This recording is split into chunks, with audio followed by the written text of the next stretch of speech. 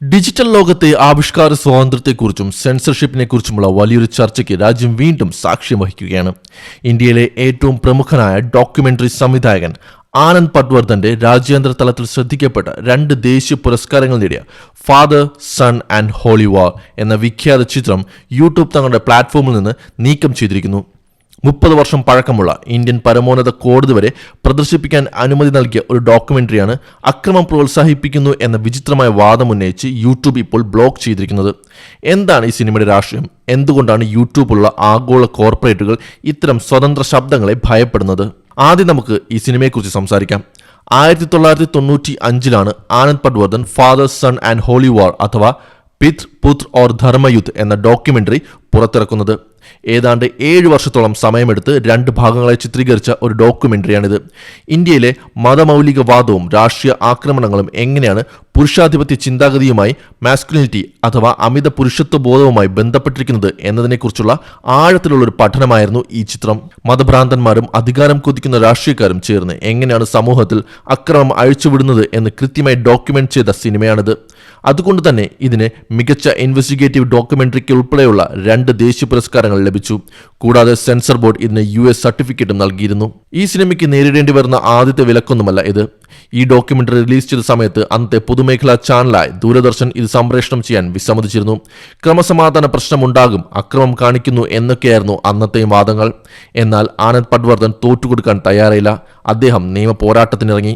ആദ്യം ബോംബെ ഹൈക്കോടതിയും പിന്നീട് 2026 രാജ്യത്തിന്റെ പരമോന്നത കോടതിയായ സുപ്രീം കോടതിയും ചരിത്രപരമായ വിധിയിലൂടെ പട്വർദ്ധന് അനുകൂലമായി വിധി പ്രസ്താവിച്ചു.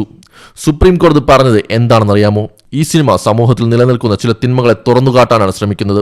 അത് ജനങ്ങൾ കാണേണ്ടത് പൊതു താല്പര്യമുള്ള കാര്യമാണ്. അതുകൊണ്ട് ദൂരദർശൻ പ്രൈം ടൈമിൽ തന്നെ ഈ സിനിമ കാണിക്കണം. ഇതായിരുന്നു നമ്മുടെ കോടതിയുടെ നിലപാട്.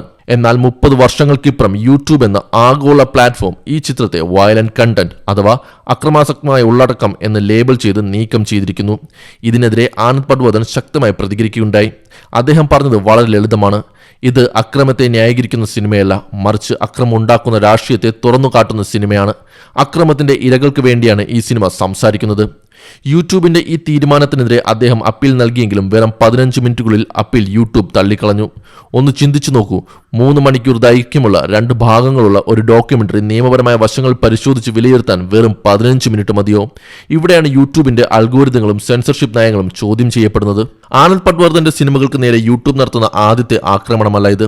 ബാബറി മസ്ജിദ് തകർത്തതിനെക്കുറിച്ചുള്ള അദ്ദേഹത്തിന്റെ പ്രശസ്തമായ റാം കെ നാം എന്ന ഡോക്യുമെന്ററിക്കും യൂട്യൂബ് മുൻപ് പ്രായപരിധി ഏർപ്പെടുത്തിയിരുന്നു. സർക്കാർ തലത്തിലുള്ള സെൻസർഷിപ്പിനെ നമുക്ക് കോടതിയിൽ ചോദ്യം ചെയ്യാം. കാരണം അവിടെ ഭരണഘടനയുണ്ട്, നിയമങ്ങളുണ്ട്. എന്നാൽ യൂട്യൂബ്, ഫേസ്ബുക്ക് പോലെയുള്ള പ്രൈവറ്റ് കോർപ്പറേറ്റ് കമ്പനികളുടെ സെൻസർഷിപ്പ് തികച്ചും വിവേചനപരവും സുതാര്യമില്ലാത്തതുമാണ്. വലതുപക്ഷ ഗ്രൂപ്പുകളിൽ നിന്നോ അല്ലെങ്കിൽ ഭരണകൂട അനുകൂലികളിൽ നിന്നോ വലിയ രീതിയിൽ മാസ് റിപ്പോർട്ടിംഗ് ഉണ്ടാകുമ്പോൾ ഉള്ളടക്കത്തിന്റെ പ്രാധാന്യം നോക്കാതെ ഇത്തരം പ്ലാറ്റ്ഫോമുകൾ വീഡിയോ നീക്കം ചെയ്യുന്നു. ഡോക്യുമെന്ററികൾക്ക് യൂട്യൂബ് നൽകുന്ന പ്രത്യേക ഇളവുകൾ പോലും ഇവിടെ കാറ്റിൽ പറത്തപ്പെട്ടു. ചരിത്രത്തെയും യാഥാർത്ഥ്യങ്ങളെയും ഡോക്യുമെന്റ് ചെയ്യുന്ന സിനിമകളെ ഇങ്ങനെ ഇല്ലാതാക്കാൻ ശ്രമിക്കുന്നത് വരും തലമുറയോട് ചെയ്യുന്ന വലിയൊരു തെറ്റാണ്. ഫാസിസവും വർഗീയതയും സമൂഹത്തിൽ എങ്ങനെ പടരുന്നു എന്ന് പഠിക്കാൻ ആഗ്രഹിക്കുന്നവർക്ക് വലിയ പാഠപുസ്തകമാണ് പട്വർദ്ധന്റെ സിനിമകൾ. അതിനെയാണ് വയലൻസ് എന്ന് പറഞ്ഞ് പൂട്ടിയിടുന്നത്. ഇത്തരം കോർപ്പറേറ്റ് സെൻസർഷിപ്പുകൾക്കെതിരെ സ്വതന്ത്ര ചിന്തകരും സിനിമാ പ്രേമികളും ഒന്നിച്ച് ശബ്ദമുയർത്തേണ്ട സമയം അതിക്രമിച്ചിരിക്കുന്നു. കാരണം ഫാക്ടുകളെ ഭയപ്പെടുന്നവർക്ക് മാത്രമേ ഇത്തരം ഡോക്യുമെന്ററികളെ ഭയപ്പെടേണ്ടതുള്ളൂ. ആനന്ദ് പട്വർദ്ധൻ ഫേസ്ബുക്കിൽ കുറിച്ചതുപോലെ സെൻസറുകളെ മാറ്റൂ, വിവേകത്തെയല്ല. Remove the censors, not good sense.